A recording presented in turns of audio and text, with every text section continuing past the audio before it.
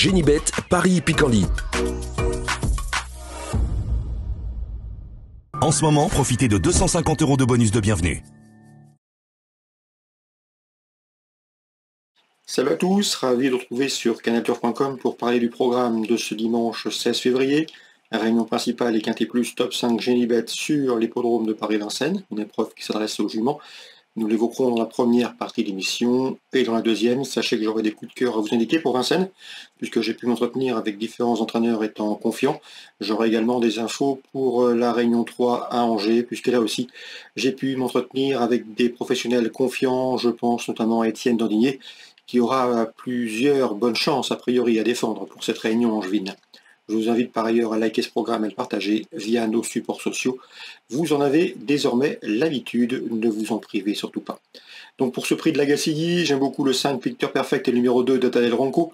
Elles se connaissent bien, elles viennent de former le podium, une épreuve de Maccabi, première et troisième d'un quintet disputé fin janvier. Elles devraient pouvoir répéter sur un tracé à leur convenance. Le 5 Picture Perfect, le 2 de Tadel Ranco. Numéro 5 Picture Perfect est entraîné en Belgique par la famille Jules Van Den Put Jr., notamment Céline Corti, la compagne de Jules Van Den Put Jr.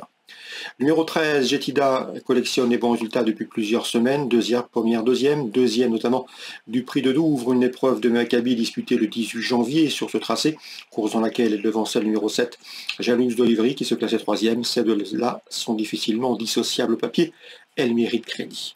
Tout comme le 8, Junkie, le numéro 11, c'est Jouvence de Carrel, deuxième et troisième d'une épreuve disputée sur 2700 mètres grande piste début janvier. Elle devrait également se mettre en évidence dans ce lot, tout du moins pour l'obtention d'une place. Je me méfierai également du numéro 9, Denia, deuxième du prix de Rennes en 1,14 fractions. C'était le mois dernier, le 11 janvier. Elle devrait batailler pour les places. Et je me méfierai également du numéro 10, Joyce. Joyce qui a beaucoup mieux couru que ne l'indique sa dernière disqualification. Ce jour-là, face au mal, dans un lot bien composé, elle aurait sans doute pris la troisième place sans sa faute pour finir, à mon avis. Elle a les moyens ici de venir corser les rapports et pourquoi pas inquiéter les précédentes citées. Résumé chiffré, 5, 2, 13 et 7, devant le 8, le 11, le 9 et le 10. En canon partant, je me méfierais du numéro 14, Icône d'érable, qui aura contre elle de se mesurer à ses cadettes. On va maintenant évoquer les coups de cœur et les différentes informations. En ce moment, profitez de 250 € de bonus de bienvenue. Voici mes informations pour ce programme du dimanche 16 février. On commence par Vincennes et l'épreuve d'ouverture. Le 107, Lucifer de Cailleux, a bien gagné dernièrement. C'était sur plus court, mais l'allongement de distance ne va pas le déranger. Un cheval qui a été relativement préservé, ménagé, arrêté de juillet à décembre. Il est en retard de gain. Le 107, Lucifer de Cailleux. Je lui associerai le 111, Lemon Fleury, qui a terminé deuxième dernièrement sur ce tracé pour sa course de rentrée. Il devrait pouvoir répéter 107, 111. Dans la deuxième, j'ai pu m'entretenir avec Vincent Rimbaud. Son interview sera disponible sur Canal Turf. Il est assez confiant que le 111, idéal du Léré. Le cheval a été battu de peu dernièrement à Nantes. Ce jour-là, ça s'est mal passé dans le dernier tournant. Il s'est retrouvé enfermé, attardé à trouver le passage avant de très bien finir. C'est un choix prioritaire. Éric Raffin lui a maintenu sa confiance. Le cheval est pieds nus. Seul bémol, il faut le courir caché, ce qui comporte parfois des aléas. Mais le cheval dispose d'une première chance. Le 111, idéal du Léré. Son entraîneur Vincent Rimbaud est confiant. Je associerai le 14, Insolent Somoli, son récent tombeur à Nantes. Le 15 également, Yénès de Barbret, qui reste sur 2 victoires, qui sera pieds nus et qui s'élance avec la confiance de Christophe Mallet qui l'entraîne. Et pour une cote, attention numéro 3, Ibraisco. Johan Lemay m'a indiqué que son cheval était sur la montante, qu'il était bien en travail et qu'il ne serait pas surpris de le voir bien faire dans ce lot. La deuxième, le 11, le 14 et le 15, et pour une cote, le 3. Dans la cinquième, j'aime beaucoup l'écurie Lévesque, avec le 507 huis clos, cheval de tenue, qui reste sur de bons résultats, et qui est présenté par Pierre Lévesque. Son fils, Thomas Lévesque, pourra lui compter sur le 9, c'est Warno, un cheval qui avait signé 2 places de deuxième avant sa dernière disqualification. Il faut le reprendre, 507, 509. Dans la 7e, difficile d'aller contre les Bazirs. Le 706, Lissandro, irréprochable depuis le lancement du meeting, il pourrait bien signer une 4e victoire consécutive. Concernant le 13, Lapis Lazuli, un cheval un petit peu plus impétueux, un peu plus fantasque, mais il est bien engagé, il est doué. Il sera pieds nus et c'est le plus riche de la course. On garde 706, 713. Concernant la 9e, j'ai pu discuter avec Julien Gosselin.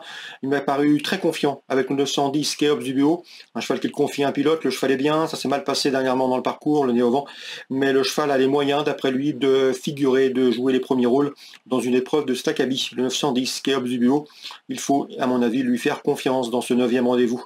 L'opposition, elle pourrait être emmenée par le 14, Kendrick, qui reste sur une victoire, ou encore le 15, Copec de Chenu, un cheval qui est bien engagé, qui a prouvé à maintes reprises qu'il fallait compter avec lui dans les tournois de Staccabi. On passe à Angers maintenant, la Réunion 3. Dans la première, le 103, Kaoula, présenté par Alain Coty, le mérite crédit. Elle avait collectionné victoire et deuxième place avant de courir et d'être jugée digne de courir le prix Cloris à Chantilly. Ici, c'est une première chance. Le 103, Kaoula, entraînement Alain Coty. Dans la deuxième, j'ai pu discuter avec Étienne Dandinier. Il est confiant que le 101 Beauty Star, qui d'après lui dispose d'une toute première chance, sa place est sur le podium. L'entraîneur est très confiant pour le voir terminer parmi les trois premiers. Il redoutait surtout le 4, c'est Opéra Bastille, présenté par Joël Boinard. Dans la troisième, Étienne Dandinier présente le 305 Le Grand Luxe, c'est un débutant, mais le cheval a déjà pas mal de travail.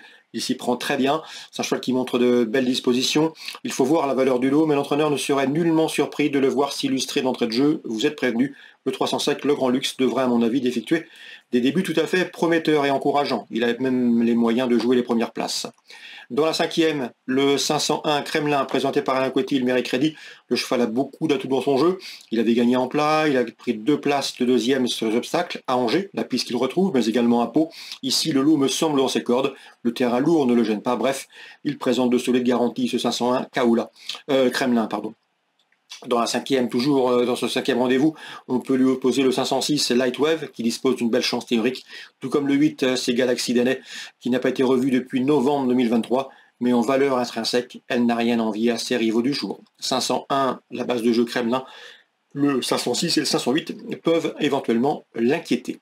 Dans la septième, j'aime beaucoup le 707 Santana Beach. Étienne Dandinier m'en a parlé en bien. Elle n'est pas encore à 100%, mais cette course va finir de la préparer.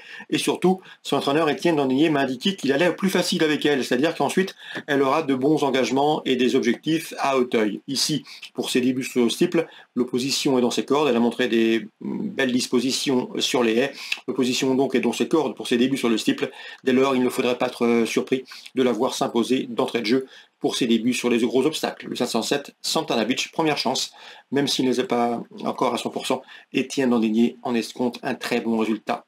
Voilà pour les nombreuses infos de ce dimanche, que ce soit à Vincennes comme à Angers. Si ce programme vous plaît, n'hésitez pas à le partager, à le liker via nos supports sociaux. Nous, on se retrouve très prochainement sur canalturf.com. Génibet, Paris Picardie. En ce moment, profitez de 250 € de bonus de bienvenue.